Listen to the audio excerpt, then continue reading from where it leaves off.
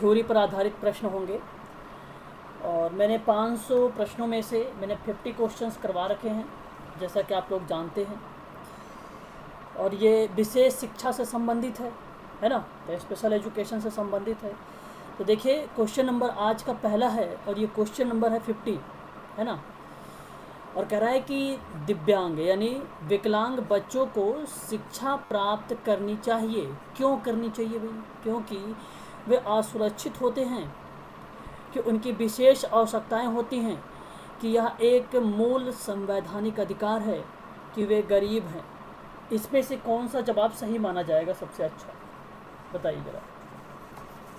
सबसे अच्छा प्रश्न या सबसे ऑप्शन सी भाई, बहुत बढ़िया, अभी जवाब आ गया भाई। ऑप्शन नंबर सी इनका कहना है सबसे अच्छा जवाब होना चाहिए। और वेरी गुड। यहाँ पे देखो, वे असुरक्षित होते हैं ऐसा तो हम कह नहीं सकते, है ना। और यह उनकी विशेष आवश्यकताएं होती हैं, तो ज़रूरी ये भी नहीं कि उनकी कोई विशेष आवश्यकताएं और उसीलिए उनको दिव्यांग बच्चों को शिक्षा प्रोवाइड की जाए, है ना। तो बहुत सारे क्षेत्र होता है, कोई विशेष क्षेत्र तो होता नहीं उनका एक। और यह एक मूल संवैधानिक अधिकार है भाई, अधिकार तो है ही है उनका। इसलिए अगर मैं आपसे बात करूं, इन चारों ऑप्शन में सबसे अच्छा ऑप्शन जो है option number C is the right answer हो जाएगा यहाँ पर, ठीक है। क्वेश्चन नंबर देखिए 51, अच्छा प्रश्न है ये भी 51 भी। कह रहा है कि निम्नलिखित में से कौन सा संवेदीय विकार है? निम्नलिखित में से कौन सा संवेदीय विकार है? तो आप बताइए जरा मुझे, इसका संवेदीय विकार कौन सा है? तो संवेदी विकास आपको बताऊं, तंत्रिका मांसपेशीय विकार के अंतर्गत आता है, ठीक है। श्रवण बाधिता, मानसिक मंदता, प्रमस्तकी या पक्षाघात, यह संवेदी या सेंसर डेवलपमेंट डिसऑर्डर के अंतर्गत नहीं आता है, ठीक है। और जैसे पोलियो के बारे में मैंने बताया था, स्पाइनल कार्ड के बारे में बताया था, ठीक है ना, जहाँ पे आपको मैंने 5 तंत्र के कार्डों के बारे में आप लोगों से जिक्र किया था, ठीक है। तो इसलिए आपको ध्यान रखना है कि संवेदीय विकार में अगर आपसे प्रश्न कभी पूछे तो आप कंफ्यूज ना हो कि प्रमस्तकी पक्षाघात होगा, तो ये गलत हो जाएगा ना, ठीक है। तो इसका सही जवाब हो जाएगा ऑप्शन नंबर डी हो जाएगा, तंत्रिका पेशीय विकार के अंतर्गत आता है संवेदीय विकार। एक और प्रश्न देखिए कि एक अध्यापक के रूप में किसी छात्र के एक अवांछित व्यवहार को अस्थायी रूप में परिकृष्ट करने के लिए यह प्रभावी होता है कि जब भी छात्र यह व्यवहार करे तो वहाँ पर क्या क्या चीज़ें ध्यान में रखना चाहिए आप लोगों को, और किन बातों का आपको वहाँ पर ज़रूरत पड़ती है। तो पहला ऑप्शन कह रहा है कि उसकी ओर ध्यान ना दिया जाए। क्या जब कोई छात्र अवांछनीय व्यवहार करेगा, असामाजिक व्यवहार करेगा अस्थायी रूप से, तो परिकृष्ट करते हुए आप उसे प्रभावी बनाओगे कि उस छात्र की ओर ध्यान ही नहीं दोगे। अगर कोई उदंड वाला बिहेवियर करेगा तो यह ऑप्शन होना चाहिए, तो बिल्कुल नहीं होना चाहिए, है ना। अगर मैं बात करूं कि उसे दंड दिया जाना चाहिए, अच्छा क्या दंड भी दोगे भाई? अगर आप ध्यान नहीं दोगे तो दंड भी नहीं देंगे। बहुत बच्चे सोचते हैं कि भाई दंड फिर तो देना पड़ेगा, तो दंड तो अलाउ है ही नहीं। ये तो अब हो गया है नॉर्मल स्कूल में भी। जैसे हम लोग पहले स्पेशल स्कूल में कहते थे ना कि नहीं किसी को हिट करना, अब तो ये नॉर्मल भी कर दिया गया है ना, तो दंड आप नहीं दे सकते हैं। और ऑप्शन सी कहता है कि उसकी प्रशंसा की जाए। अच्छा देखो, कुछ हद तक सी वाला भी ठीक लग रहा है ना, बट अभी और चर्चा करते हैं ऑप्शन नंबर डी को भी।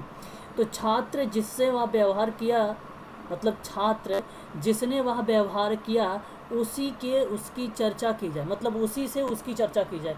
अच्छा आप ज़रा बताइए मुझे कि अच्छा अवांछनीय व्यवहार करेगा तो प्रशंसा करेंगे उसकी, बड़ा बढ़िया किया, बहुत अच्छा किया भाई, बहुत बढ़िया है, आपको ये मिलेगा, आपको टॉफ़ी मिलेगा, चॉकलेट मिलेगा, और करो ये व्यवहार।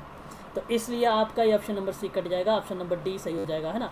ये सही जवाब हो जाएगा आपका ऑप्शन नंबर डी, ठीक है। और एक प्रश्न और ले लेता हूँ यहाँ पर देखिए, और क्वेश्चन नंबर आपको दिखाई दे रहा होगा शायद। और ये कह रहा हूँ कि क्वेश्चन नंबर 53 कह रहा है कि एक अध्यापक के रूप में आप जिसे कक्षा, मतलब जिस कक्षा को आप पढ़ा रहे हैं, मतलब मान लीजिए आप क्लास 8 में चले गए होंगे, 5th में चले गए होंगे, कोई भी, मतलब डिसाइड नहीं किया गया है यहाँ पर कि कौन सी क्लास में आप गए हैं, और उसका एक विद्यार्थी बेहोश हो जाता है, मतलब उसमें एक विद्यार्थी जो बैठा हुआ है, आपका स्टूडेंट, आप जैसे ही क्लास में प्रवेश करते हैं तो उसमें एक विद्यार्थी है जो बेहोश हो जाता है।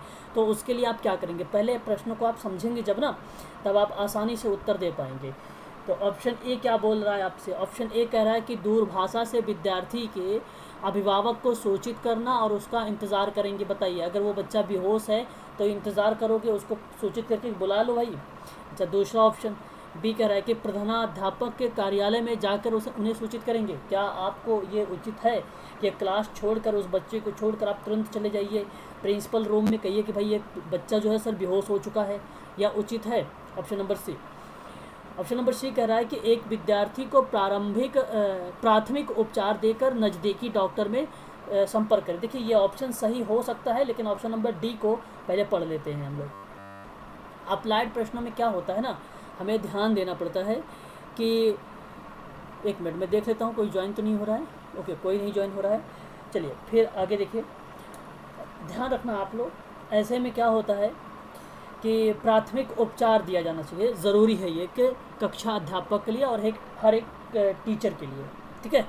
ज़रूरी ये भी नहीं कि आप जाइए पहले उनको पेरेंट्स को बुलाइए, प्रिंसिपल को बुलाइए, ये सब उचित नहीं है आप सबके लिए। बहुत सिंपल है ये।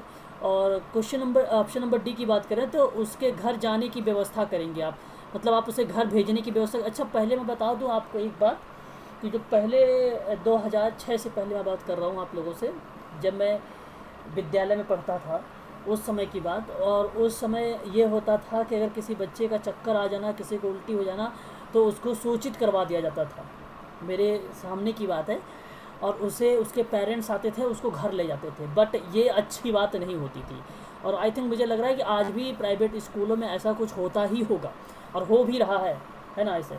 तो ऑप्शन नंबर डी तो बिल्कुल उचित नहीं मानी जाएगी कि आप उसे घर भेज दीजिए, है ना।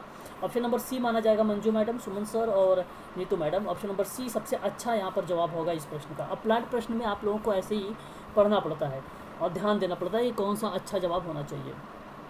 शैक्षिक समानता है, तो शैक्षिक समानता क्या क्या होनी चाहिए? तो शैक्षिक समानता देखो, मौलिक अधिकार तो नहीं होनी चाहिए भाई। शैक्षिक समानता की बात करो केवल, देखो जब कभी किसी भी प्रश्न की बात मैं करूँ, चाहे कोई भी एग्ज़ाम ले लो आप, वनडे का, चाहे DSSB हो, NTI UGC नेट का हो, कोई भी एग्ज़ाम अगर आप लेते हो, अगर जहाँ पर आपको केवल शब्द मिल जाए ना, आप उसे गलत कर देना, वो कभी सत्य नहीं होता है, ये बात ध्यान रखिएगा आप लोग। केवल प्रचलित अधिकार हो तो ये भी गलत हो जाएगा आपका। अभी आपने DSSB का एक क्वेश्चन, अभी TGT का 2 लोगों देख के आए हैं भाई, संतोषी जी और क्या नाम उनका है, नीतू मैडम। तो उन लोगों को मिला जरूर होगा केवल में, कोई ना कोई एक ऑप्शन जरूर मिलता है, हमेशा एक प्रश्न जरूर केवल को लेकर ऑप्शन में मिलता है ना। तो आपको ये ट्रिक ध्यान रखनी है ताकि आप इजीली कर सकें वहाँ पर। और कानूनी अधिकार, तो क्या कानूनी अधिकार, शैक्षिक समानता की बात कानूनी अधिकार करेगा? शैक्षिक समानता की बात, शैक्षिक समानता की बात, कानूनी अधिकार की बात कहाँ भाई? कानूनी अधिकार अलग होता है, मौलिक अधिकार अलग होते हैं, है ना। अच्छा, इसका सही जवाब इनमें से कोई नहीं भाई। इसका सही जवाब क्या होना चाहिए? ऑप्शन नंबर डी ही तो लग रहा है मुझे। ऑप्शन नंबर डी ही सही माना जा रहा है कि भाई शैक्षिक समानता के लेकर अभी ऐसा कोई ना ही मौलिक अधिकार की बात है, ठीक है। मौलिक अधिकार 11 हैं हमारे। कानूनी अधिकार में उसके बारे में बात की जाती है, नागरिकता वगैरह के बारे में बात की जाती है, और चीज़ों के बारे में बात की जाती है। बट उसमें संविधान की अगर बात करता तो समानता समक्ष की विधि जो आर्टिकल नंबर 14 है, तो वो समानता की बात हो जाती है ना। पिछड़े वर्ग के अगर संविधान को रिलेट करता तो अनुच्छेद की बात करता मैं, तो उसमें पिछड़े जाति को लेकर, अनुसूचित जनजातियों को लेकर वहाँ पर बात की गई है, शैक्षिक को लेकर, है ना, एजुकेशन में। लेकिन ऐसा कुछ प्रश्न नहीं करा, तो ऑप्शन नंबर डी सही माना जाएगा इसका। ऑप्शन नंबर डी, इनमें कोई ऑप्शन है ही नहीं, ठीक है, शैक्षिक समानता को लेकर। क्वेश्चन नंबर 55 देख लीजिए एक बार। और ये कह रहा है कि छात्रों द्वारा जब एक प्रश्न का उत्तर सही नहीं दिया जाए, मान लीजिए कोई स्टूडेंट है, वो प्रश्न आपका उत्तर जो है सही नहीं दे रहा है, तो अध्यापक क्या करेगा उसे? देखिए अब ध्यान से समझिएगा, प्रश्न अच्छा लग रहा है मुझे। पहला ऑप्शन क्या कह रहा है कि विद्यार्थी को गलत उत्तर देने के लिए दंड दीजिए। क्या आप ऐसा करना आपको उचित लगेगा, आपके लिए अच्छा रहेगा? ये बताइए। अगर कोई बच्चा आपका जवाब नहीं देगा तो आप क्या करोगे? जैसे मैं, अगर आप लोग मेरा रिप्लाई नहीं करते हैं तो क्या मैं आप लोगों को अगले दिन क्लास में जोड़ता नहीं हूँ? क्या मैं आपको दंड सुना देता हूँ? ऐसा तो कुछ नहीं करता, है ना। तो ऑप्शन अभी एक तो हमने देख लिया भाई। और ऑप्शन ए कह रहा है कि विद्यार्थी को गलत उत्तर देने के लिए दंड देना, तो ये गलत हो जाएगा। ऑप्शन नंबर बी की बात कर लेते हैं। उत्तर में उनकी गलती के सही करके उन्हें बताइए। चलिए देख लेते हैं भाई। उत्तर में उनकी गलती को सही करके उन्हें बताइए, हो सकता है ये सही है, हो सकता है। ऑप्शन सी की बात करें तो छात्रों के अध्यापक से उत्तर को सही करेंगे, मतलब छात्रों की अध्यापक से, मतलब छात्रों की अध्यापक से, ठीक है, छात्रों की अध्यापक से और उसकी सहायता से उत्तर को सही करेंगे, मतलब छात्रों की सहायता से। तो अब ये करेंगे कौन? अध्यापक करेंगे, ठीक है, उनकी सहायता से। और ये उनकी सहायता से कर रहे हैं, छात्रों की सहायता से कर रहे हैं, और ये कर कौन रहा है? अध्यापक कर रहा है, ठीक है। ऑप्शन डी, कह रहा है कि प्रश्न, उस प्रश्न को छोड़ देंगे और दूसरा प्रश्न ले लेंगे, मतलब उस प्रश्न को हम लोग छोड़ देंगे और दूसरा प्रश्न ले लेंगे। तो देखो यहाँ पर मैं बताऊँ, डी तो गलत हो गया। ऑप्शन नंबर बी और सी में आप लोग कंफ्यूज हो रहे होंगे।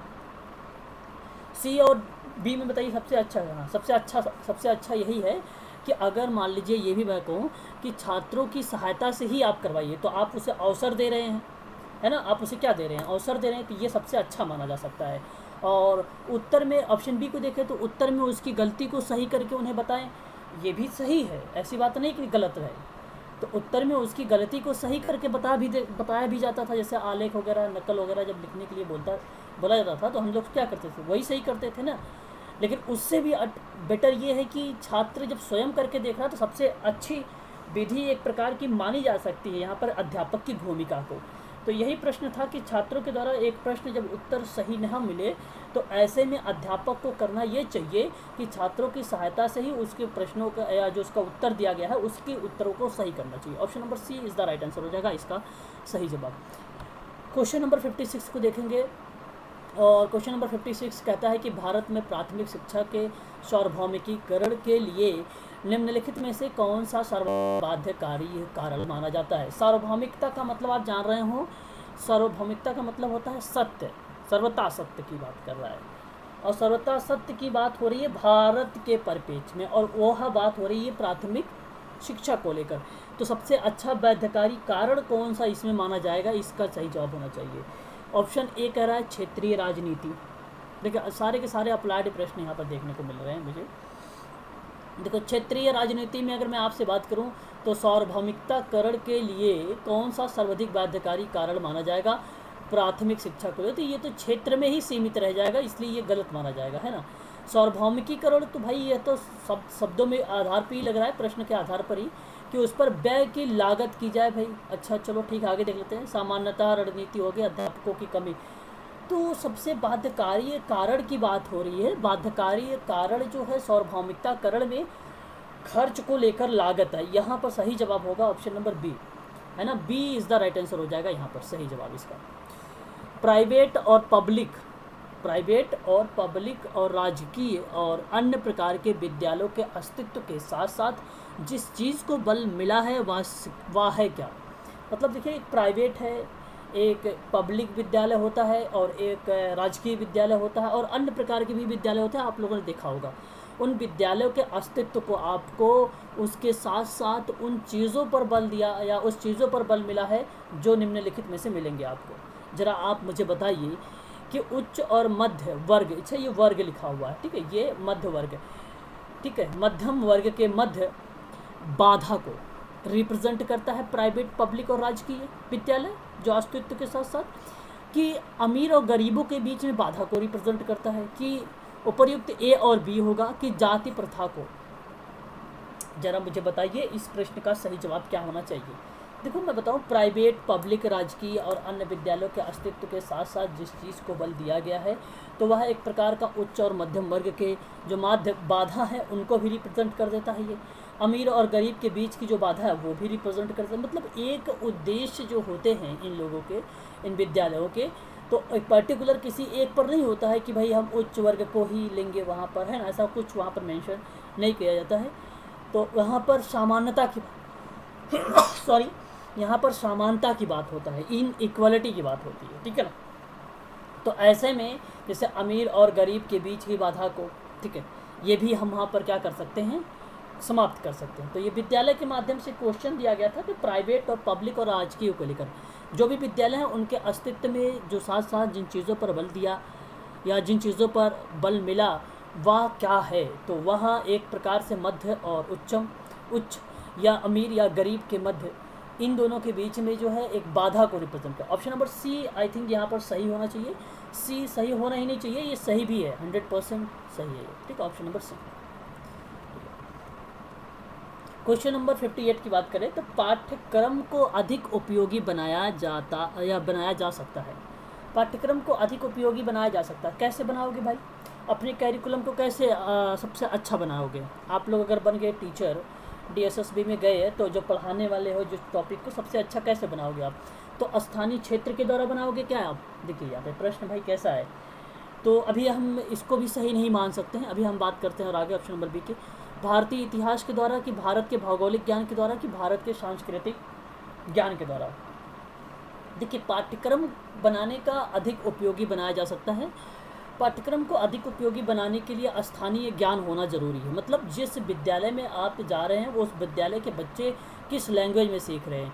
अब वो मान लीजिए सीबीएसई बोर्ड होगा या हो सकता है वह इंग्लिश मीडियम का है, तो आप जाके उसे हिंदी या संस्कृत पढ़ाना शुरू कर देंगे तो वो गलत हो जाएगा। ठीक है, तो स्थानीय ज्ञान पर आधारित होना चाहिए उस जहाँ पर वो एजुकेशन बच्चे ले रहे हैं। तो मेरे हिसाब से यहाँ पर सही जवाब जो होगा ऑप्शन नंबर ए ही सही माना जाएगा यहाँ पर, क्योंकि पाठ्यक्रम कैसा होना चाहिए, जैसा बच्चे वहाँ पर अध्ययन कर रहे हैं जिस टाइप से, है ना। तो यह सही जवाब हो जाएगा, option number A is the right answer हो जाएगा। 59 का सही जवाब क्या होना चाहिए। देखिए 59 का एक ऑप्शन ये कह रहा है आपसे कि जो कुछ अध्यापक ने कक्षा में पढ़ाया, ठीक है, मेरी बात को समझिए, विद्यार्थी उसको नहीं समझे। मतलब अध्यापक ने क्लास में पढ़ाया है कुछ और विद्यार्थी उसको नहीं समझे, तो इस स्थिति में आप उसे क्या करेंगे। अच्छा, ऐसे भी होते हैं जैसे जहाँ पे 40-50 बच्चे होंगे तो आप ज़रूरी तो ये नहीं कि सारे बच्चे आपकी बातें समझ जाएं। कुछ बच्चे ऐसे भी होंगे जो आपकी बातें नहीं समझ पाएंगे, तो ऐसे आप क्या करोगे जो नहीं समझ पाएंगे। तो आप उनके लिए एक बार पुनः पाठ्य को पुनरावृत्ति करनी चाहिए आपको। मतलब दोबारा से क्या, एक बार आप अपने उसी पाठ को दोबारा से पढ़ाना चाहिए आपको, है ना। दूसरा ऑप्शन, दोबारा उसी पाठ को बहुत सारे उदाहरण देकर समझाना चाहिए या दोबारा से उन्हें पढ़ाना चाहिए। ठीक है, तो यह एक ऑप्शन होगा। ठीक है, देखिए अप्लाइड प्रश्न है, इस पर थोड़ा सा फोकस करिएगा, है ना, फंसा सकता है आप लोगों को। और ऑप्शन नंबर सी को देख लीजिए ज़रा। जो पाठ्यक्रम है, पाठ्यक्रम के समय से पूरा हो जाए। मतलब जो पाठ्यक्रम यानी है जो आपको सिलेबस मिला हुआ है, क्या हुआ, समय से पूरा होना ज़रूरी है कि उनको समझाना ज़रूरी है। और चौथा ऑप्शन कहता है कि पाठ से संबंधित छात्रों को पूर्व ज्ञान का परीक्षण करना चाहिए। मतलब पाठ से संबंधित जितने भी छात्र हैं उनके पिछले ज्ञान को, जिसको आत्मसात कहते हो आप लोग, पूर्व ज्ञान में समायोजित करने की एक्टिविटी जो नवीन प्रक्रिया कहलाती है। तो क्या आप इसे मानोगे, बताइए। यहाँ पे सही जवाब क्या होना चाहिए। प्रश्न फिर दिखा देता हूँ।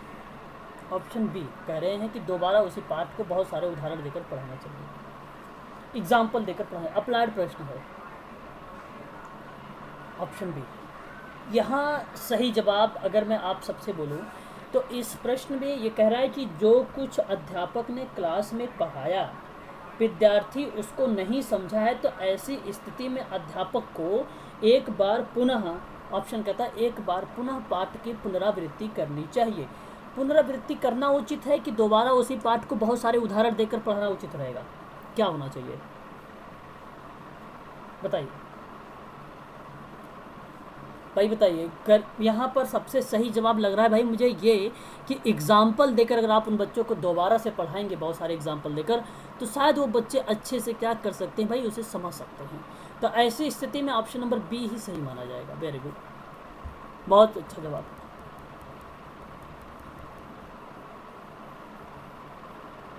एक और प्रश्न आ गया आपके सामने, और ये प्रश्न ये कह रहा है कि विद्यालय छात्रावासा में, जो विद्यालय छात्रावासा है उनमें विभिन्न प्रांतों के विद्यार्थी रहते हैं और छात्रावास के विद्यार्थी सामान्यतः उनको दिए जाने वाले भोजन से संतुष्ट नहीं हैं।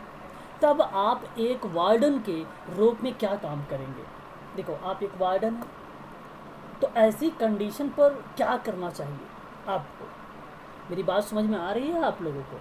अच्छा प्रश्न है ये भाई, प्रश्न अच्छा है कि एक छात्रावास में विभिन्न प्रांत के विद्यार्थी रहते हैं, ठीक है भाई, और उन छात्रावास के विद्यार्थी को सामान्यतः उनके दिए जाने वाले जो भोजन है उस भोजन से संतुष्ट नहीं है।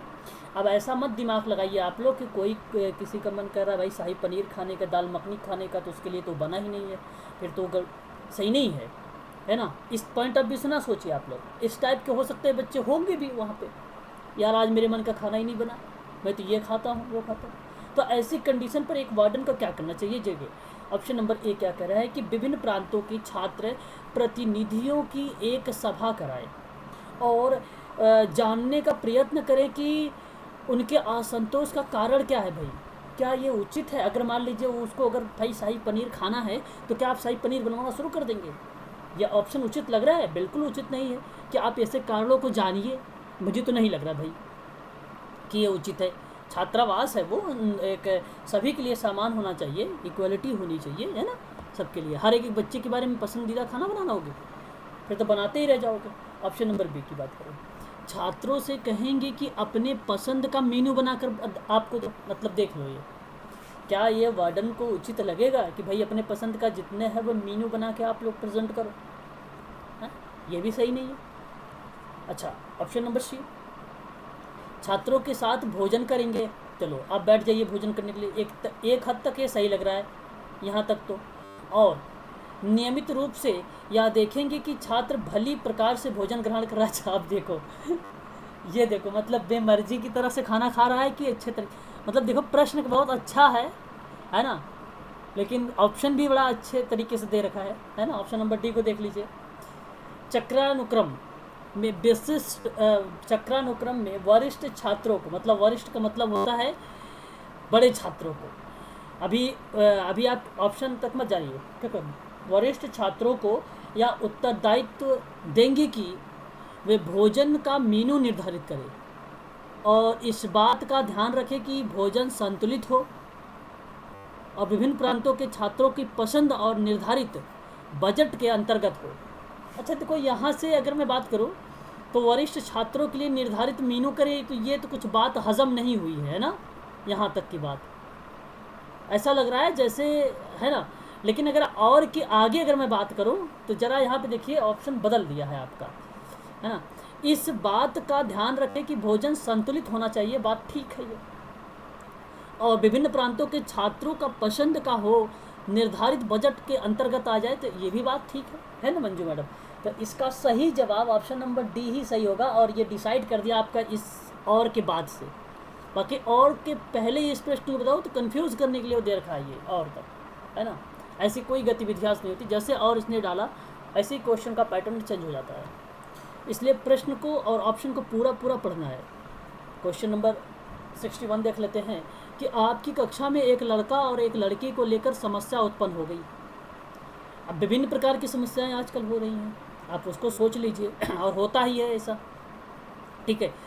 तो अब ऐसे देखिए, तो ऐसी प्रतिक्रिया होगी तो आप क्या करेंगे? क्या प्रधानाध्यापक को सूचित करेंगे? ऑप्शन ए कह रहा है आपको। ये उचित नहीं है कि आप ये बात पूरे शोर करो कि भाई ये देखो लड़ाई हो गई इनमें, है ना, ये समस्याएं आ गई, जाओ के उनको भी बताओ। ये छोटी छोटी बातें उनको बताने की क्या ज़रूरत है ना, तो ये उचित नहीं है। संरक्षक को सूचित किया जाए। अच्छा, अगर मैं आपसे बात करूँ एक चीज़ और, तो ये भी उचित नहीं है कि आप उनके पेरेंट्स को जाके बताओ, तो फिर अध्यापक काहे को भाई? अगर कोई चीज़ आप प्रधानाध्यापक से मदद लेते हो, संरक्षक जो अभिभावक है उनसे मदद लेते हो, फिर काहे का टीचर आप हो? तो ये भी उचित नहीं होगा। ऑप्शन नंबर बी का भी, दोनों को बैठाकर समस्या का समाधान करो। देखो ये एक हद तक ही ठीक लग रहा है मुझे। ऑप्शन नंबर डी की बात करें, डी कह रहा है कि सह शिक्षा को बंद कर देना, मतलब ऐसी शिक्षा ही बंद कर देनी चाहिए कि जहाँ पर लड़के लड़कियाँ जो है ना हो, मतलब लड़के अलग हो और लड़के अलग हो। ऐसा तो भाई उचित नहीं माना जाएगा, ये गलत हो जाएगा, ये है ना। समस्या समाधान करने का ये तरीका गलत है आपका। ऑप्शन नंबर डी, है ना। सी लग रहा है नहीं सही, बताइए जरा आप लोग, सी है ना सही?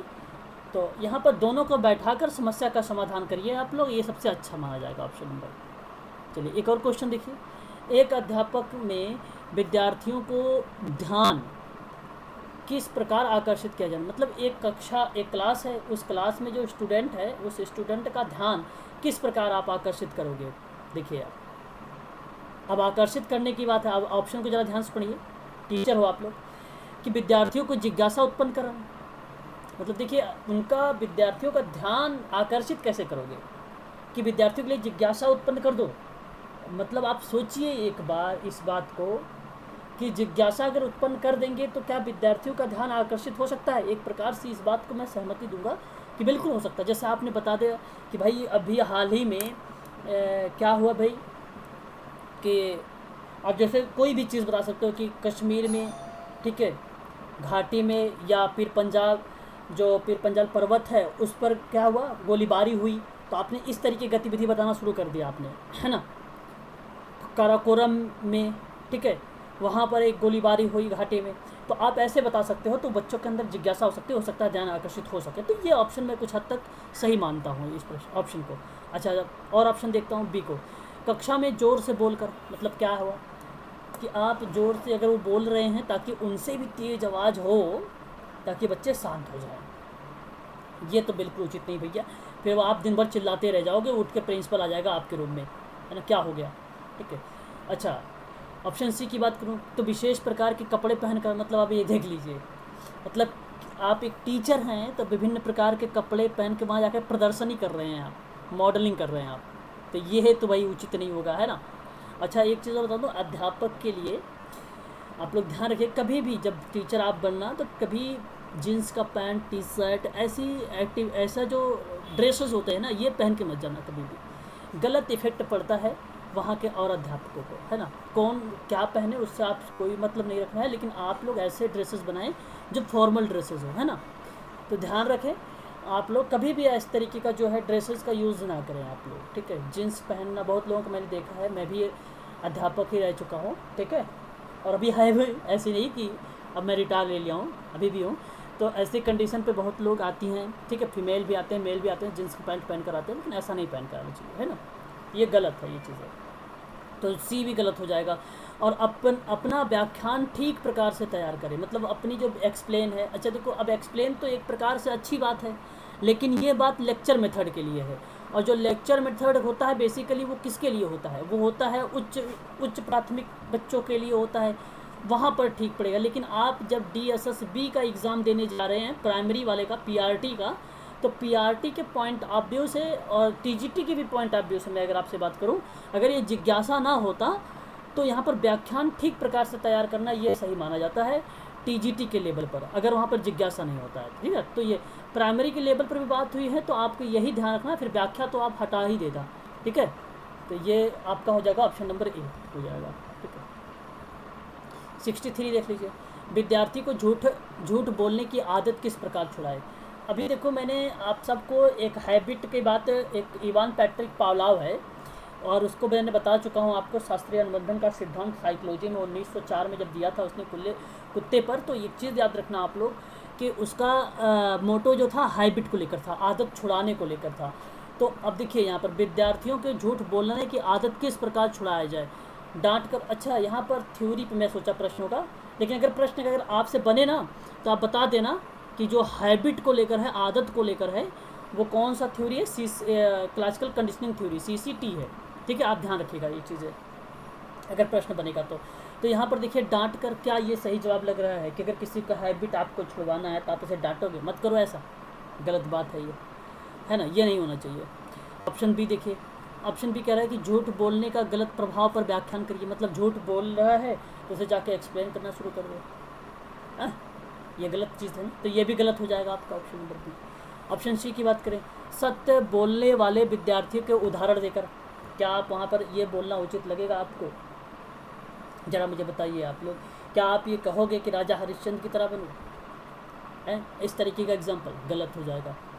हाँ, उन विद्यार्थियों को जो सत्य बोलते हैं उनको परितोषित कर देकर, परितोषित का मतलब बड़े कन्फ्यूज हो गए होंगे आप लोग, सत्य बोलते हैं उन विद्यार्थियों को जो सत्य बोलते हैं, परितोषित का मतलब होता है एक प्रकार से उनको पुरस्कृत, वेरी गुड, पुरस्कृत, हाँ, पुरस्कृत, मोटिवेशन जैसी गतिविधियाँ एक प्रकार की कहलाती हैं। जब मोटिवेशन, पुरस्कार, पुरस्कृत, पुनर्बलन और पॉजिटिव व्यवहार, वांछनीय व्यवहार, ये सारा इन्वॉल्व होता है तो परितोषित एक शब्द बन जाता है वो, है ना, परितोषित बन जाता है। तो एक प्रकार से यहाँ पर जो हो जाएगा आपका ऑप्शन नंबर डी हो जाएगा, ठीक है भाई। नीतू मैडम जी, गरिमा जी, सभी, अच्छा गरिमा मैं कह रहा हूँ यार, है ना, तो ये सही जवाब हो जाएगा option number B, sorry D. Question number 64, दूरस्थ शिक्षा का साधन जो अनौपचारिक है। तो देखिए, अब बताइए मुझे, क्या सिनेमा होना चाहिए, क्या सिनेमा होना चाहिए? मुझे तो नहीं लगता भाई कि दूरस्थ शिक्षा को लेकर आप सिनेमा में जाकर कोई चीज़ ऐसी साधन के रूप में माना जाए तो वह एक सिनेमा है, बिल्कुल भी सिनेमा नहीं है ये। दूरस्थ मतलब डिस्टेंस एजुकेशन की बात हो रही है ना, तो सिनेमा तो थोड़ी ना है, तो सिनेमा के माध्यम से सारी चीज़ें होती है। उत्सव अच्छा भाई देखो, यहाँ पर सही अगर मैं आपसे बात करूँ तो एक और जवाब यहाँ पर आ रहा है आपके लिए, और वो जवाब आ रहा है उत्सव। क्या आपको उत्सव लगना चाहिए? बिल्कुल नहीं, ये भी गलत लग रहा है मुझे तो। टेलीविज़न इन्होंने बोला है अभी। देखिए कभी कभी बच्चे एक ट्रिक बनाते हैं, कहते हैं भाई अगर 3 इस तरीके से हैं और चौथा अगर इस तरीके से मैच कर दिया तो हो लगा देते बच्चे उपरोक्त तो सभी। हाँ, ये होता है तब सही जब किसी 2 ऑप्शनों को आप क्या कर सको, क्लियर कर सको, स्पष्ट कर सको, अन्यथा आप उसे गलत कर देना। क्यों? कारण यही कि फिर पढ़ना आप वो देखो, अब यहाँ पर यही मिला है ना आपको, ऑप्शन नंबर सी ही सही मिला है। बहुत ऐसे साधन वगैरह को लेकर, तथ्यों को लेकर के प्रश्न ना ये बनते हैं। देखिए संतोषी जी तो है नहीं शायद, लेकिन संतोषी जी का ये क्वेश्चन था कि पैडागोजी क्या कहलाती है। एक बार क्वेश्चन इन्होंने मेरे साथ पूछा था, पैडागोजी अप्लाइड क्या है, ये सारी चीज़ों का शिक्षा शास्त्र को रिलेट करवाया था, उन्होंने पूछा था मेरे से। तो यह कहलाता क्या है, जरा मुझे बताइए, पैडागोजी क्या कहलाती है। 65 का क्वेश्चन नंबर है। क्या आप शिक्षण विज्ञान को कहेंगे? बिल्कुल नहीं करेंगे। पैडागोजी सीखने की कला कहेंगे आप? ये भी नहीं कहेंगे आप। शिक्षण अधिगम विज्ञान और कला दोनों हो जाएगा यहाँ पर। देखिए यहाँ पर अगर मैं आपसे कहूँ तो यह एक प्रकार का दोनों के दोनों इन्वॉल्व हो जाएंगे, है ना। संप्रेषण विज्ञान भी यहाँ पर कम्युनिकेट करने वाला भी इन्वॉल्व हो जाता है, बट इसमें मेंशन ही नहीं किया, तो उन दोनों से बेटर ये है कि कला और विज्ञान दोनों है। और इसमें अगर मैं आपको एक बात करूँ ना शिक्षण विज्ञान को लेकर भी, तो एक नाम है वाल्टर एंड्रियास फ्रीडलैंडर, ठीक है। उसका एक कोटेशन था, स्टेटमेंट था कि शिक्षण प्रक्रिया जो होती है वह शिक्षण प्रक्रिया एक विज्ञान और कला दोनों है। ये स्टेटमेंट याद रखना आप। वाल्टर एंड्रियास फ्रीडलैंडर 1922 में दिया था ये, और ये यूजीसी में प्रश्न एक बार पूछा गया था, ठीक है। यूजीसी का प्रश्न एक बार ये पूछा गया था। एक और क्वेश्चन दे। ओके, मेरी आवाज़ क्लियर नहीं आ पा रही है क्या? तो प्रश्न आपके सामने ये है कि समय सारणी बनाते समय निम्नलिखित में से किसका ध्यान सबसे अधिक रखना चाहिए। समय सारणी बनाते समय सबसे अधिक ध्यान किसका रखना चाहिए? न्याय का सिद्धांत का रखना चाहिए। समय सारणी में नहीं, थकान की घटना का सिद्धांत को, थकान की घटना का सिद्धांत एक प्रकार से इसे, थकान की घटना का सिद्धांत का मतलब ये होता है ना कि कुछ ऐसे समय सारणी बनाने चाहिए जिसपे जैसे कोई बच्चे बोर ना हो। अब एक ही क्लास अगर आप 2 घंटे का कर देंगे तो बच्चे बोर होना शुरू हो जाएंगे। तो ऐसी कंडीशन पर 45 मिनट का, 30 मिनट का एक क्लासेस होती है अलग अलग सब्जेक्ट की, ताकि बच्चे इंटरेस्ट ले सके पढ़ाई में, रुचि रख सके। तो थकान की घटना का सिद्धांत, तो ये हर प्रकार का सिद्धांत माना जाता है। लेकिन अभी आप देखते हैं विविधता का सिद्धांत, लोचशीलता का देखो लोच, यहाँ पे अगर मैं आपसे बात करूँ तो लचीलापन का सिद्धांत भी होना चाहिए कि मॉडिफिकेशन भी कर लिया जाए, और विविधता का सिद्धांत भी होना चाहिए। नहीं, विविधता किसका सिद्धांत सही होना चाहिए? ऑप्शन डी, नहीं भी नहीं। यहाँ पर सबसे अच्छा लचीलापन से भी अगर मैं आपसे कहूँ सबसे बेटर ये भी है, यहाँ पर डिसाइड नहीं किया गया ना कि किसी उसको लेकर, अवधि को लेकर, नियमित अवधि को लेकर, है ना, डिसाइड नहीं किया गया है। लेकिन इसका सही जवाब होगा, आपको बताऊँ, थकान की घटना का सिद्धांत होगा। ऑप्शन नंबर बी सही होगा इसका सही जवाब। Option number B is the right answer होगा इसका।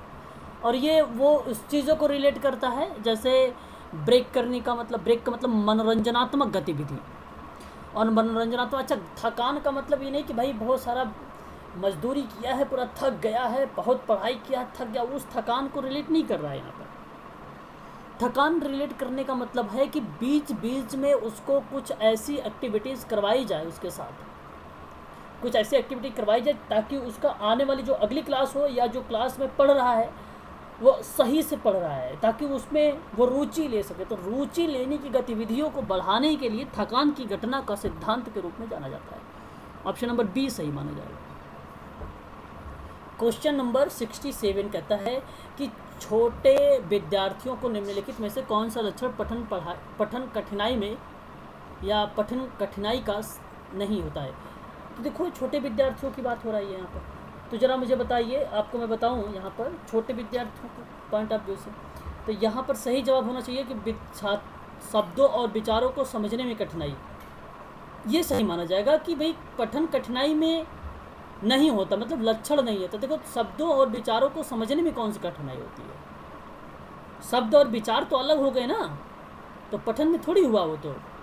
सुसंगत वर्तनी में कठिनाई ये कहा जाएगा भाई एक प्रकार से आपका पठन में। और अगर मैं आपसे बात करूं पठन कठिनाई में इसके लक्षण की बात करूं तो कहता है कि वर्ण और शब्द की पहचान की कठिनाई ये भी होती है। प्रश्न है नहीं होना चाहिए। और अगर मैं बात करूं पठन गति में प्रवाह की कठिनाई, पठन गति में प्रवाह की कठिनाई तो ये भी है और पूछा है नहीं, तो ऑप्शन नंबर ए सही माना जाएगा। क्वेश्चन नंबर नेक्स्ट ले लीजिए। व्यक्तिगत शिक्षण, व्यक्तिगत का मतलब आईईपी की बात हो रही है। जो शिक्षार्थी है वो एक दूसरे से डैश से भिन्न है। अच्छा, ये ग्रोथ एंड डेवलपमेंट से क्या हुआ है, सिद्धांत से प्रश्न पूछा गया है।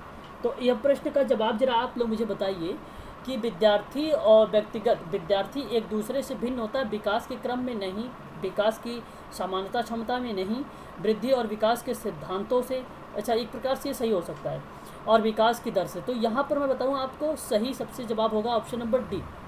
विकास की दर जो होती है एक दूसरे से भिन्न होती है। तो वृद्धि और विकास के सिद्धांतों में अगर मैं बात करूँ तो ये सब जैसे विकास क्रम का सिद्धांत है, विशिष्ट से सामान्य की ओर, सामान्य से, तो ये सभी सिद्धांत में आ जाते हैं, इन्वॉल्व हो जाते हैं। तो सिद्धांत के ये तो सही है, ऐसी बात नहीं कि गलत है, लेकिन सबसे अच्छा अगर जो है यहाँ पर व्यक्तिगत की बात की है, जो इंडिविजुअलाइज्ड की बात करता है, तो वह एक प्रकार का विकास की दर कहलाती है। तो यह आपका सही जवाब हो जाएगा ऑप्शन नंबर डी, यहाँ पर सही जवाब। 69 क्या कह रहा है आपसे कि प्रत्येक विद्यार्थी स्वयं से विशिष्ट है। बात सही लग रहा है। अब सब अलग अलग हैं, तो बताइए जरा इसका अर्थ क्या होना चाहिए। इसका क्या अर्थ होना चाहिए कि सभी विद्यार्थियों के लिए एक समान पाठ्यचर्या संभव नहीं होना चाहिए। अच्छा, ज़रा बताइए कि अगर प्रत्येक विद्यार्थी स्वयं से अलग है या विशेष है तो सभी विद्यार्थियों के लिए एक समान होना चाहिए। कहाँ से होगा भाई, एक समान पाठ्यचर्या संभव नहीं है। बात देखो यहाँ पे ठीक है, एक ये बात सही लग रही है कि सभी विद्यार्थियों के लिए एक समान पाठ्यचर्या संभव नहीं है, क्योंकि हर एक व्यक्ति में व्यक्तिकरण पाया जाता है, हर एक व्यक्ति यूनिक होता है, अद्वितीय होता है। तो प्रत्येक विद्यार्थी स्वयं में विशिष्ट होता है। तो इसका मतलब ये नहीं हुआ कि आपने एक समान पाठ्यचर्या जब संभव नहीं करेंगे तो वहाँ पर इसका अर्थ कुछ बनाता है। तो इसका कोई मीनिंग नहीं बना। यहाँ पर मीनिंग पूछ रहा है कि स्वयं में विशिष्ट है तो क्या है। आप ध्यान में रखिएगा, ये भी सही हो सकता है, लेकिन अभी और ऑप्शन को पढ़ते हैं हम लोग, लेकिन मुझे नहीं लग रहा कि ये सबसे अच्छा माना जाएगा। ऑप्शन बी करो तो एक विषम रूपी कक्षा में विद्यार्थियों की क्षमताओं का विकसित करना असंभव होता है। विषम रूपी क्लास में जो स्टूडेंट हैं उनकी क्षमता को विकास करना, क्या आप लोग मुझे बताइए क्या ये संभव है कि एक विषम रूपी क्लास है। और विषम रूपी का मतलब आप ये समझिए यहाँ पर कि विभिन्न प्रकार के विद्यार्थी हैं, उन विद्यार्थियों की क्षमता को विकसित करना संभव होगा? बिल्कुल नहीं होगा भाई, क्योंकि सबकी अलग अलग रुचि है ना। प्रश्न तो यही है कि स्वयं में सबकी अलग अलग रुचि है, तो इसलिए अलग हो जाएगा यहाँ पर। अच्छा, अगर मैं बात करूँ ऑप्शन नंबर सी को, कोई भी दो विद्यार्थी अपनी योग्यता, रुचि, प्रतिभाओं का एक समान नहीं होते हैं। अच्छा, ये देखो विशिष्ट की एक परिभाषा बता रहा है। चलिए ऑप्शन नंबर डी को देख लेते हैं कि विद्यार्थियों में ना तो कोई समान विशेषताएं होती है और ना ही उनमें कोई लक्ष्य समान होते हैं। तो ये तो भाई गलत है, ये तो बिल्कुल गलत है। ज़रा मुझे बताइए ए ऑप्शन सही है कि सी? इसमें क्या सही होना चाहिए, ए कि सी? कि विशिष्ट का मतलब क्या हुआ?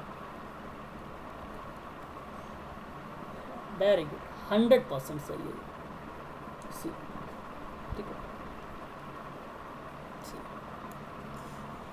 चलिए क्वेश्चन नंबर 70 देख लीजिए। पुरुष और स्त्रियों की अपेक्षा ज़्यादा बुद्धिमान होते हैं, या कथन किसका है? ये देखो लैंगिक भेदभाव आप लोगों ने नाम सुना होगा, है ना, उसी का स्टेटमेंट है ये। हाँ, मैं अभी हाल ही में आप इसका करवाऊँगा। चलो अच्छा, कल का टॉपिक होगा आपका इसी पर, ठीक है, लैंगिक पूर्वाग्रह पर ही, ठीक है। चलिए एक और क्वेश्चन लेता हूँ। और निःशक्त व्यक्तियों के लिए, जिसे दिव्यांग बच्चों के लिए समेकित शिक्षा का केंद्रीय प्रयोजन योजना का उद्देश्य डैश में निःशक्त बच्चों को शैक्षणिक अवसर उपलब्ध कराना। तो क्या सही जवाब होना चाहिए इसका? मुक्त विद्यालय होना चाहिए, ब्लाइंड रिलीफ एसोसिएशन के विद्यालय, नियमित विद्यालय के विशेष विद्यालय। अच्छा प्रश्न है, सबसे अच्छा प्रश्न है। आप लोग इस पर क्या लगाओ? स्टार लगाओ। अब देखिए ज़रा यहाँ पर म्यूट हो जाइए, आपका बैकग्राउंड आवाज़ आ रही है थोड़ी सी। निःशक्त बच्चों के लिए समेकित शिक्षा की केंद्रित प्रायोजित योजना का उद्देश्य। तो जो समेकित होता है तो मुक्त विद्यालय तो बिल्कुल नहीं होंगे, ब्लाइंड रिलीफ ये भी स्पेशल विद्यालय हो गए, और ये जो मुक्त विद्यालय हो गए आप दूरस्थ वाले आप जानते हैं ओपन स्कूल वगैरह हो जाएंगे ये इसमें। समावेशी के बारे में अगर मैं बात करूँ तो समावेशी एक प्रकार से मुक्त विद्यालय में भी आता है, ठीक है भाई, ये ध्यान रखिएगा। तो केंद्रीय प्रायोजित योजना का उद्देश्य जो है बेसिकली मुक्त पर ही नहीं था पर्टिकुलर, वह एक नियमित विद्यालय का था। तो नियमित विद्यालय सबसे अच्छा जवाब माना जाएगा option number C, option number C माना जाएगा। विद्यार्थियों के सीखने में जो रिक्तियाँ या रह जाती हैं उनके निदान के बाद होना चाहिए क्या? जो रिक्तियाँ हो जाती हैं उनके निदान के बाद क्या होना चाहिए? कि सभी पाठों को व्यवस्थित रूप से दोहराना, गलत। विद्यार्थियों के अभिभावक को उपलब्धि के बारे में बताना, गलत। देखो यहाँ पर रिक्तियों की हो जाती है तो उसे निदान के बाद उपचार होना चाहिए, और समुचित उपचार ऑप्शन नंबर सही हो जाएगा सी। पहले आप ध्यान रखिए, म्यूट हो जाइए भाई। पहले आप ध्यान रखिए आएगा अध्ययन, दूसरा आएगा आपका ऑप्शन में निदान, तीसरा आपका आएगा उपचार, चौथा आपका पॉइंट आएगा मूल्यांकन। ये 4 ऑप्शन आप लोग ध्यान रखिएगा, एक स्टूडेंट को सिखाने की प्रक्रिया में ये काम आएगा आप लोगों को। तो निदान के बाद जब कभी भी चीज़ें आए तो वो उपचार ही आती है।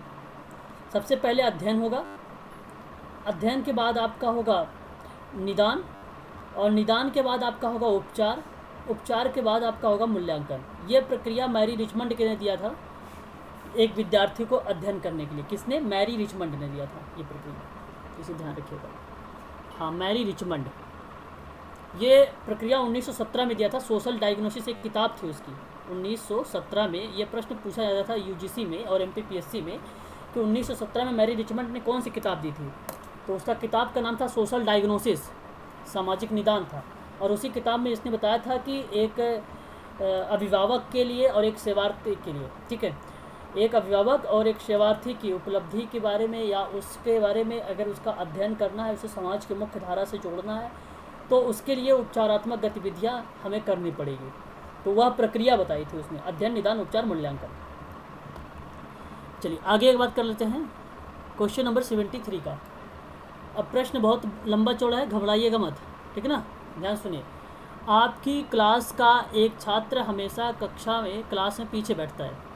आप लोगों में से भी भाई कोई ना कोई पीछे ही बैठा रहा होगा कभी, है ना। तो ऐसे में सोचिए, वह शाम तक ठीक से नहीं देख पाता था। आपके साथ भी ऐसा शायद हुआ होगा। सोचते चलिए अपने आप को। वह बीच में खड़ा होता है, बैठता है, आगे आता है और कार्य को लिखता है। बात को समझिएगा, यह बीच में खड़ा होता है, बैठता है, आगे आता है और कार्य को लिखता है। तो उसके ऐसा करने से पास के जो छात्र थे परेशान होते थे। तो बताइए रवैया, इस रवैया का कारण क्या था? प्रश्न अच्छा है ना, अप्लाइड है। ऑप्शन ए कह रहा है कि वह शामपट को देख नहीं पा रहा था या पा रही थी। ऑप्शन बी, वह काम नहीं करना चाहता था। ऑप्शन सी, वह ध्यान नहीं देता और पढ़ाई में कमज़ोर है। वह शिक्षक का ध्यान अपनी ओर आकर्षित करना चाहता है।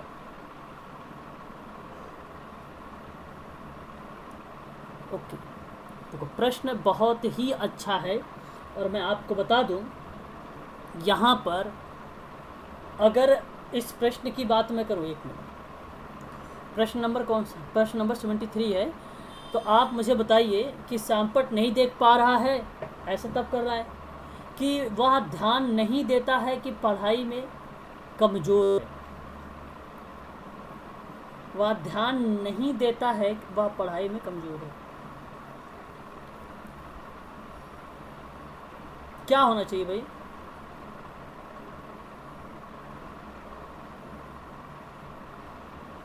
आप सबसे यही बोलता है कि हमेशा छात्रों पीछे बैठता है। तो जाहिर सी बात है, इससे मैं ये सोच सकता हूँ कि वो पढ़ने में एक प्रकार से कमज़ोर है, जिसकी वजह से वो बचना चाहता है।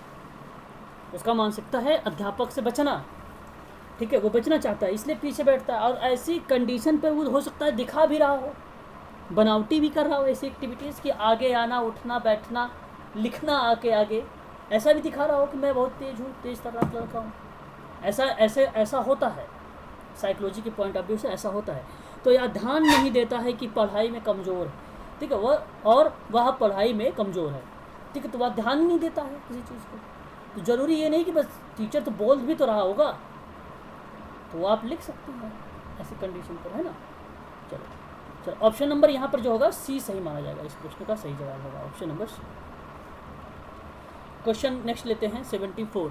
प्राथमिक कक्षा में शिक्षक अपनी और बर्फ का अंतर सिखा रहा है, मतलब सॉरी अपनी कह रहा हूँ, पानी का जो प्राथमिक क्लास है एक प्राइमरी लेवल का, उसमें एक शिक्षक पानी और बर्फ का अंतर बता रहा है। जैसे आप भी बता सकते हो किसी को, है ना। तो क्लास में एक नेत्रहीन बच्ची है, ठीक, तो उसके अंतर को सिखाने के लिए सबसे बेटर तरीका कौन सा मानेगा, जिस नेत्रहीन बच्चों को सिखाने के लिए उसे ब्रेल भाषा को लिखी हुई। देखो अब आपको मैं एक चीज़ बता दूं, इस प्रश्न अच्छा प्रश्न है। तो आप यहाँ पे पढ़ने की एक्टिविटी नहीं चल रही है, उसको बताने प्रशिक्षण दिया जा रहा है, ठीक है, उसको प्रशिक्षण दिया रहा है, उसको पानी और बर्फ। तो पहली बात तो दिमाग से आप ये हटा दीजिए कि ब्रेल भाषा में लिखी हुई किताबों को उसको बताएं कि देखो ये देखो इस तरीके का ये बर्फ़ है, ये चीज़, ये बेटर नहीं माना जा रहा है आई थिंक मेरे हिसाब से। ब्रेल लिपि से ही मैं इसको गलत करूँगा पहली बात, क्योंकि ब्रेल लिपि यहाँ पर यूज़ होनी नहीं चाहिए, इसलिए ऑप्शन नंबर ए कट जाएगा। बी की बात करूँ, अंतर के धीमी गति और स्पष्ट आवाज़ में उसके पास बैठकर बताएं। मतलब आप देखिए, उसके पास जाइए और धीरे धीरे बोलिए कि ये देखो बर्फ़ है बेटा, ये देखो पानी है, इससे ऐसे होता है, ऐसे ऐसे होता है, तो ये गलत हो जाएगा ऑप्शन ए भी आपका गलत है। बर्फ़ का टुकड़ा पानी की बूंद को उसके हाथ में दीजिए। अच्छा देखिए, ये बहुत अच्छा लग रहा है, लेकिन अभी और ऑप्शन डी को देखते हैं। बर्फ़ और पानी का अंतर को टेप रिकॉर्ड करके सुनाइए। अच्छा भाई क्या बताओ, सी सही नहीं लग रहा है आप लोगों को? मुझे तो सही लग रहा है भाई, सी सही है, हाँ सी सही है। क्वेश्चन नंबर 75 कह रहा है कि यदि विद्यार्थी कक्षा में पढ़ाए गए पाठ को ना समझे तो अध्यापक को क्या करना चाहिए। अगर मान लीजिए कोई स्टूडेंट है क्लास में और पढ़ाए गए पाठ को ना समझ है, तो ऐसे में टीचर क्या करना चाहिए। ये प्रश्न एक बार रिपीट हुआ था, लेकिन लैंग्वेज का थोड़ा सा अंतर है। ऑप्शन ए कह रहा है कि एक बार फिर पाठ को दोहराना चाहिए, वहाँ पे पुनरावृत्ति लिखा हुआ था, है ना, वहाँ पर पुनरावृत्ति लिखा हुआ था। और इसमें आया कि पाठ को दोबारा से अधिक उदाहरणों को सहित पढ़ना चाहिए, उसमें भी यही लिखा हुआ था, ऑप्शन नंबर बी भी। तो वही प्रश्न रिपीट है, सिर्फ लैंग्वेज का थोड़ा सा अंतर है। विषय के विद्यार्थियों के पूर्व ज्ञान को देकर समझा। देखो यहाँ पे पूर्व ज्ञान वेरी वेरी मोस्ट इंपॉर्टेंट होगा, तो उसको ऐसा पढ़ाइए, पहले जान समझ लीजिए आपको उसका पहला पिछला ज्ञान कितना है ना। तो विद्यार्थी के पूर्व ज्ञान को देखना जरूरी होता है, ये मुझे सही लग रहा है। डी को देखते हैं, पाठ्यक्रम को पूरा करने के लिए अगला पाठ शुरू कर देना चाहिए। बिल्कुल गलत जवाब हो जाएगा यहाँ पर ये। जब तक विद्यार्थी को समझ में ना आए उसे समझाएं, और वो विषय में विद्यार्थी के पूर्व ज्ञान को देखना चाहिए। यह सही जवाब है ऑप्शन नंबर सी इसका, ऑप्शन नंबर सी सही जवाब है इसका। क्वेश्चन नंबर ये देख लीजिए जरा, क्या कह रहा है कि विशेष आवश्यकता वाले विद्यार्थी जो एकीकृत शिक्षा व्यवस्था है शिक्षित करना चाहिए। एकीकृत शिक्षा व्यवस्था को क्या करना चाहिए, शिक्षित करना चाहिए। तो वे सहानुभूति के पात्र हैं, बताइएगा ये सत्य माना जाएगा। सहानुभूति के पात्र गलत हो जाएगा ये। और उनकी शारीरिक अक्षमता में मानसिक कमजोरी बढ़ती है, ये भी गलत है।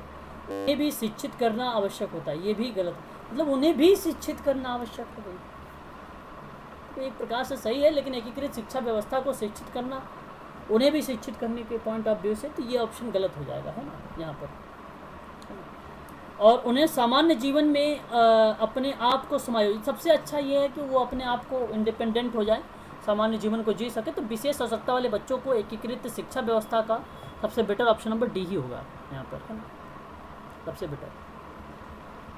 देखिए यहाँ पर एक क्वेश्चन देखिए, प्रश्न ये है कि विशेष रूप से प्राथमिक स्तर पर विद्यार्थियों को सीखने संबंधी समस्याओं को संबोधित करने का सबसे बेहतर तरीका क्या होगा। कि महंगाई और चमकदार सहायक सामग्री का प्रयोग करें आप, बताइए। बहुत अच्छा जवाब यहाँ पर ऑप्शन नंबर ए आ रहा है। क्या ये सही है ऑप्शन नंबर ए कि एक विद्यार्थी को प्राथमिक स्तर पर जब आप किसी सीखने के संबंध में समस्याओं को सबसे बेहतर तरीका महंगी और चमकदार लेंगे, बिल्कुल गलत जवाब। लचीला होना चाहिए, सस्ता होना चाहिए, इसलिए गलत हो जाएगा ये। सरल और रोचक पाठ्यक्रम का प्रयोग करना चाहिए, सरल और रोचक पाठ्य पुस्तक का प्रयोग करना। देखो ये सरल तो होना चाहिए भाई।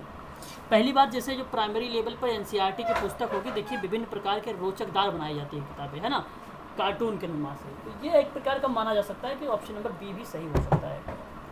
ऑप्शन नंबर सी की बात करते हैं।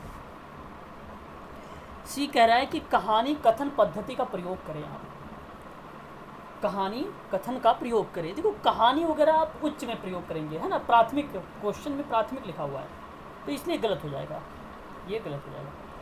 अक्षमता के अनुसार विभिन्न शिक्षण पद्धतियों का प्रयोग करें, मतलब बताइए जरा आप मुझे, बी सही है कि डी, कि सरल रोचक पाठ्य पुस्तक का प्रयोग करें आप प्राथमिक स्तर पर, कि अक्षमता के अनुरूप मतलब शिक्षण पद्धतियों का प्रयोग करें, शिक्षण पद्धति का प्रयोग करें, डी सही माना जाएगा, डी सही है, डी सही है प्राथमिक स्तर पर। इस प्रश्न का जवाब डी। क्वेश्चन नंबर 78, छात्रों का छात्र कक्षा विषय में कमज़ोर हो तो आप क्या करेंगे? अगर मान लीजिए विषय में कमज़ोर है छात्र तो क्या करेंगे? कारण जानने का प्रयास करेंगे आप कि बताइए क्या करेंगे? कारण जानने का प्रयास करेंगे।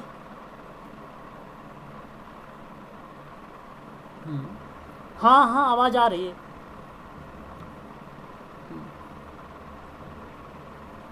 इस प्रश्न में आप ध्यान दें, और इस प्रश्न में कहा गया है विशेष रूप से प्राथमिक स्तर पर विद्यार्थियों को सीखने के लिए समस्याओं को संबोधित करना। तो आप ये समझिए कि सरल और रोचक पाठ्य पुस्तक का जो प्रयोग होता है उसका प्रयोग उचित होता है पठन क्रियाओं में, बेटर माना जाएगा। लेकिन समस्याओं का प्रयोग आप अगर करेंगे तो वो कार्टून वगैरह बनाया जाता है तो एनसीईआरटी की पुस्तक में वो बेटर है पढ़ने के लिए, लेकिन समस्याओं को समझने का तरीका नहीं है कि आप पाठ्य पुस्तक पर बना दीजिए और उससे बच्चे समझ जाएं, तो ये गलत हो जाएगा। लेकिन विशिष्ट बच्चों की बात अगर की जा रहा है, विशिष्ट लोगों की बात कर रहा है, विशिष्ट बच्चों को लेकर, तो उसके लिए अक्षमता के अनुरूप उसके शिक्षण पद्धति का प्रयोग करना चाहिए समस्या को समझने के लिए, और ये प्राथमिक स्तर पर सही जवाब आपका हो जाएगा ऑप्शन नंबर डी। यहाँ पर 78 प्रश्न कह रहा है कि छात्र कक्षा विषयों में कमज़ोर हो तो आप क्या करेंगे? कारण जानने का प्रयास करेंगे, बिल्कुल गलत नहीं। ऐसे में अगर मैं आपसे बात करूं तो कमजोरी जानकर दूर करने का प्रयास करेंगे। तो छात्रों का विषय का कमज़ोर है तो आप बताओ क्या करोगे? तो कमजोरी जानकर उसको दूर करोगे। ट्यूशन की सलाह देंगे कभी नहीं, प्रत्येक विषय से अलग अलग कमजोरी को पता लगाएंगे, ये भी नहीं। ऑप्शन नंबर बी सही माना जाएगा इस प्रश्न का सही जवाब। अगर मैं आपसे बात करूं क्वेश्चन नंबर 79, तो तीव्र बुद्धि और मंद बुद्धि के बालकों का शिक्षण पृथक होगा। पृथक का मतलब होता अलग, समूहों में क्यों दिया जाना चाहिए बताइए जरा। तो क्या आप इससे बताइए जरा मुझे, ये वैयक्तिक, ठीक है, उनकी वैयक्तिक समानताओं का कारण, उनके वैयक्तिक विभेदों का कारण। देखो यहाँ पर सी नहीं होगा, ऑप्शन नंबर बी होगा। देखो तीव्र बुद्धि और मंद बुद्धि, बात को समझिएगा आप लोग, तीव्र बुद्धि और मंद बुद्धि की बात हो रही है। तो तीव्र बुद्धि और मंद बुद्धि बालकों की शिक्षण पद्धति जो अलग होगी, तो वो जाहिर सी बात है वैयक्तिक समानता का कारण कहाँ हुआ वो, कि बच्चे समान हैं। भाई जो तीव्र बुद्धि वाला है मंद बुद्धि वाला बच्चा समान कैसे हो सकता है? वो तो गलत हो गया ये कारण यार, है ना। लेकिन वैयक्तिक जब विभेद आप कर लोगे कि ये तीव्र बुद्धि का है या मंद बुद्धि का है, तब अलग अलग समूहों में आप उनको अगर शिक्षण प्रशिक्षण दीजिए तो वो सही माना जाएगा। Option number B Sumant sir, ठीक है, ऑप्शन नंबर बी हो जाएगा। कोई बात नहीं। ऑप्शन नंबर क्वेश्चन नंबर ये देख लीजिए 80, क्वेश्चन नंबर अगर 80 की बात मैं करूं तो व्यक्तिगत विभेद की बात हो रही है, इंडिविजुअल डिफरेंस की बात हो रही है। तो समायोजन हेतु शिक्षक द्वारा बालकों को यह समुचित रूप में करना चाहिए। तो बताइए जरा क्या? शिक्षण, निर्देशन, परामर्श और विभेदन और समाजीकरण। देखो मैं बताऊं, व्यक्तिगत विभेद को समायोजित करने के लिए सबसे अच्छी बात आप क्या करें, बालकों को समुचित रूप से करने के लिए उसे काउंसलिंग करें, उसका निर्देशन डायरेक्शन दे और उसे क्या दे, परामर्श दे। ये सबसे अच्छा माना जाएगा। ऑप्शन नंबर बी इसका सही जवाब होगा। तो व्यक्तिगत जो विभिन्नताएं हैं उनको समायोजित करने के लिए एक टीचर के द्वारा बालकों को मार्गदर्शन देना चाहिए, निर्देशन देना चाहिए, ये गतिविधियां करनी चाहिए, सबसे अच्छा माना जाएगा। सामाजिकरण, विभेदीकरण और शिक्षण गतिविधियां उतनी सराहनीय नहीं होती हैं जितना मार्गदर्शन और निर्देशन में सराहन मतलब सबसे बेटर माना जाता है जिनमें। ठीक है, तो ये चीज़ें आप देखे रहिएगा। तो आज मैं आप लोगों को बस इतना ही प्रश्न करवाऊँगा। कल आप लोगों को हालांकि स्पेशल एजुकेशन का भी पार्ट वो होगा, है ना, लैंगिक विविधता के बारे में, पूर्वाग्रह के बारे में, उसके बारे में बताऊंगा आप लोगों से। और स्पेशल एजुकेशन के साथ साथ वो साइकोलॉजी का भी पार्ट होगा आप लोगों का, है ना। ठीक है भाई।